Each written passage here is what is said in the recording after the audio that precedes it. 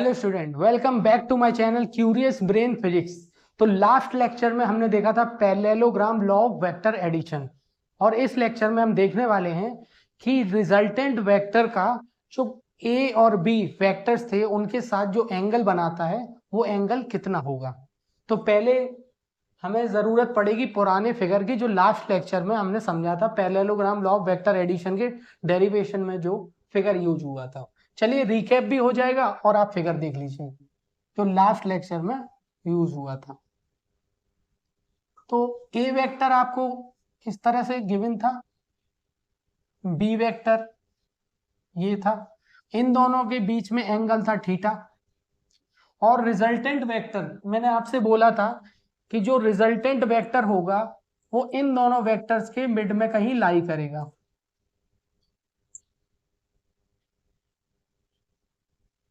तो इस तरह से आपका ये रहा रिजल्टेंट वेक्टर। अब रिजल्टेंट वेक्टर अगर ये साइड ए है, अगर ये वेक्टर ए है तो ये भी ए होगा। तो यहां पर मैं वेक्टर ए को ड्रॉ कर देता हूं। अगर बी ये बी है तो यहां भी बी होगा और ये एक पैरेललोग्राम फॉर्म करेगा। चलिए इसके बाद मैंने आपसे बोला था यहां पर हम एक परपेंडिकुलर डालते हैं, इसको हमने नाम दिया था y।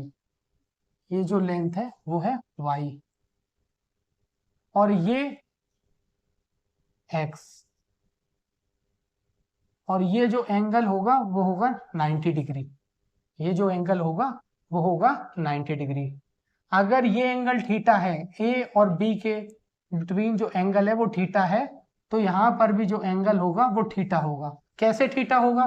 अगर ये ए है तो ये भी ए है, अगर ये बी है तो इस बी को अगर आगे एक्सटेंड करेंगे तो जो एंगल फॉर्म होगा वो सेम यही होगा जो यहाँ पर ए और बी के बीच में हो रहा है।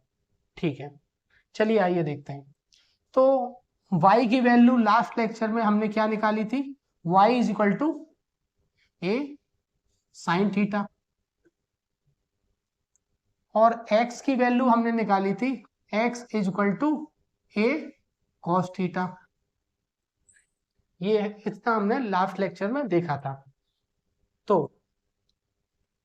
अगर रिजल्टेंट के साथ b का जो एंगल है वो हमने माना अल्फा है, अगर ये रिजल्टेंट वेक्टर के साथ, ये रिजल्टेंट वेक्टर है r, इस रिजल्टेंट वेक्टर के साथ b जो एंगल बना रहा है वो अल्फा है, a और b के साथ तो एंगल थीटा है, पर हमने माना कि रिजल्टेंट वेक्टर और b के बीच में जो एंगल है वो अल्फा।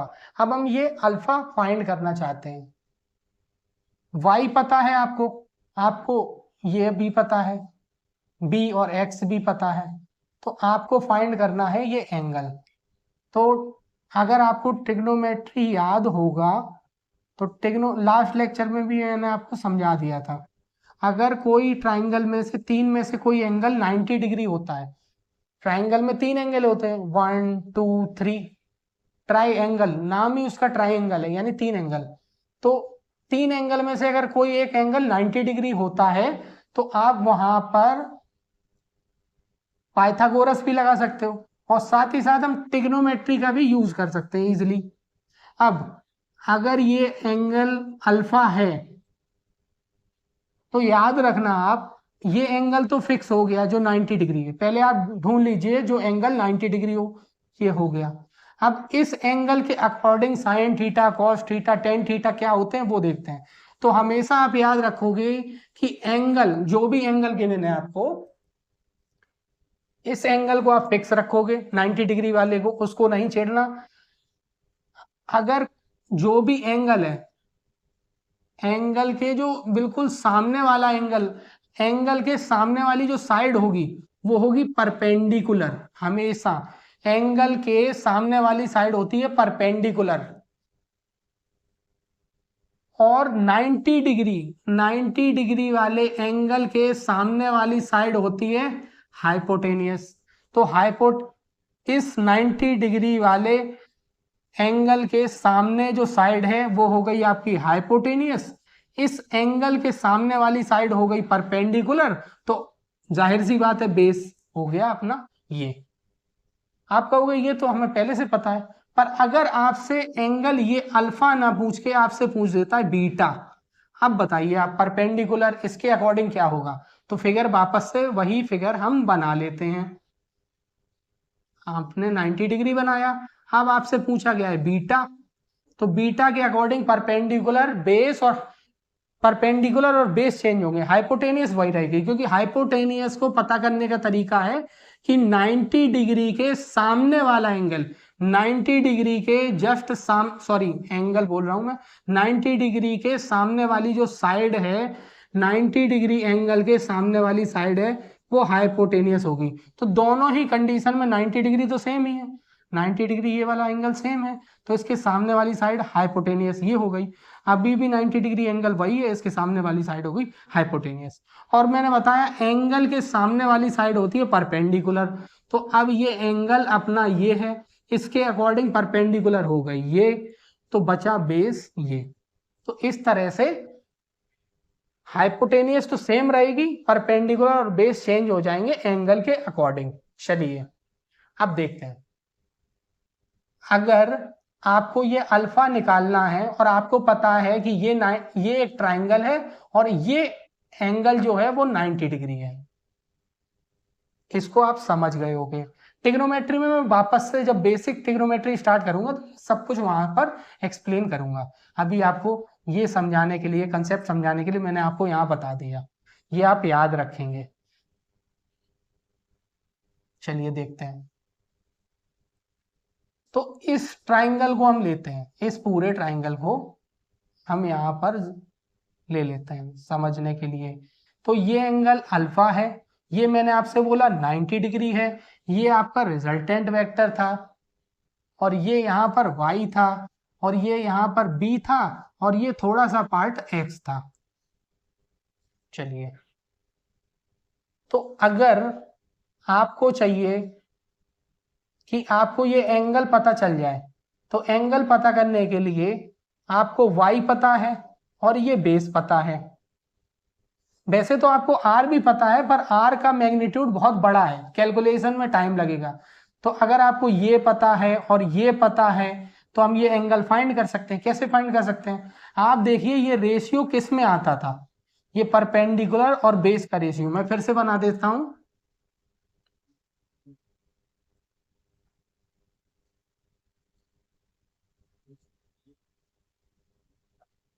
मैंने लास्ट लेक्चर में आपको याद करने का तरीका बताया था, पाकिस्तान भूखा प्यासा, हिंदुस्तान हरा भरा। चलिए, ये तो आपके रेशियो हो गए, ये होता है साइन, ये आपका होता है कॉस, और ये होता है टेन। तो आपको ये एंगल फाइंड करना है, तो टेन अल्फा बराबर होता है परपेंडिकुलर अपॉन बेस। परपेंडिकुलर आपको पता है, बेस आपको पता है। वैसे तो आप रिजल्टेंट लास्ट लेक्चर में निकाल चुके हो, पर आपने देखा था उसका फॉर्मूला कितना बड़ा आया था, उसका कैलकुलेशन करोगे तो ये चीज लंबा जाएगी।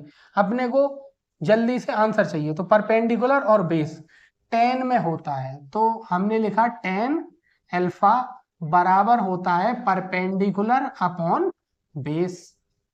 चलिए, परपेंडिकुलर y है, यहां पर परपेंडिकुलर क्या है y, तो आप लिखिए y, और बेस आपका जो है वो है b प्लस एक्स, ये पूरा b और x दोनों को मिला के आपका बेस बनता है। तो y की वैल्यू आप पुट कर दीजिए, y की वैल्यू क्या है, y की वैल्यू है a साइन थीटा, और b की वैल्यू क्या है, b का मैग्नीट्यूड b है, b आपने लिख लिया, प्लस का साइन लगाएंगे। x की वैल्यू क्या है, a cos थीटा, और ये आ गया आपका tan अल्फा। तो ये तरीका हो गया आपका निकालने का, ये तो डेरिवेशन हो गया। अब ये डायरेक्ट याद रख लेंगे हम, कैसे याद करेंगे मैं आपको अभी बताता हूं, पहले आप समझ लीजिए। जो थीटा, ये जो एंगल रखना है थीटा, ये वो एंगल है जो a और b के बीच में एंगल है, थीटा एंगल। a और b के बीच में जो एंगल आपको गिवन होगा, उससे आप फाइंड करोगे कि ये अल्फा कितना होगा। अब ये एंगल से आपको पता चलेगा कि ये रिजल्टेंट वेक्टर b के ज्यादा क्लोज है, या ए के ज्यादा क्लोज है या इन बिटवीन है। चलिए, अब आपसे पूछा है कि आप अल्फा बताइए कितना होगा। तो अगर अल्फा बताना है तो आप अल्फा को इधर रहने दीजिए, टेन को उधर पहुंचाइए, तो ये हो जाएगा tan inverse a sine theta upon b plus a cos theta. तो ये आपका अल्फा निकल आएगा। और ज्यादातर आपसे पूछा गया होगा टेन अल्फा। तो ये ऐसा कैलकुलेशन आएगा जो कि आपके 0 डिग्री, 30 डिग्री, 45, 60 और 90 इनमें से कोई एक वैल्यू आपको मिल जाएगी। हो सकता है 37 डिग्री भी पूछ सकता है। तो 37 डिग्री का तरीका मैं अभी आपको बता देता हूँ। फिजिक्स में काफी ज्यादा यूज होता है, एस सी वर्मा सर की बुक में ये काफी यूज हुआ है, ये एंगल 37 डिग्री फिजिक्स में। तो चलिए पहले इसको याद करने का तरीका देख लेते हैं कि इसको याद कैसे रखना है। अगर आपसे पूछा गया कि रिजल्टेंट जो वेक्टर है वो इस वाले बी के साथ एंगल बना रहा है, तो आपको बताना है कि ये टेन अल्फा कितना होगा। तो याद करने का तरीका ये है कि टेन क्या होता है, sign theta upon cos theta. Tan theta का फॉर्मूला क्या पता है आपको, sign theta upon cos theta, ये फॉर्मूला भी होता है। ये रेशियो होता है। आप बोलोगे आपने बताया परपेंडिकुलर अपॉन बेस, ये रेशियो होता है। ये साइन का रेशियो है, साइन थी परपेंडिकुलर अपॉन हाइपोटेनियस, ये कॉस का रेशियो है। और ये फॉर्मूला है टेन थीटा का एंगल निकालने के लिए, ये भी एक रेशियो ही है, पर आप इस तरह से भी फाइंड कर सकते हो। चलिए आइए देखते हैं। तो कैसे याद रखते हैं वो देखते हैं। तो आपने पहले लिखा टेन अल्फा, आपको फाइंड करना है इसके साथ एंगल बनाएगा, टेन अल्फा आपने लिख लिया।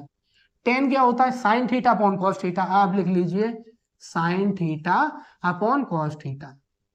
यहाँ अल्फा है, आपको लिखना है sign theta upon cos theta, क्योंकि यहाँ एंगल थीटा आपको गिवन है। अब जो वेक्टर के साथ एंगल है उसको छोड़ दीजिए, जो बचा हुआ एंगल है वो सॉरी बचा हुआ वेक्टर है ए, उसको आप लिख लीजिए ऊपर और नीचे।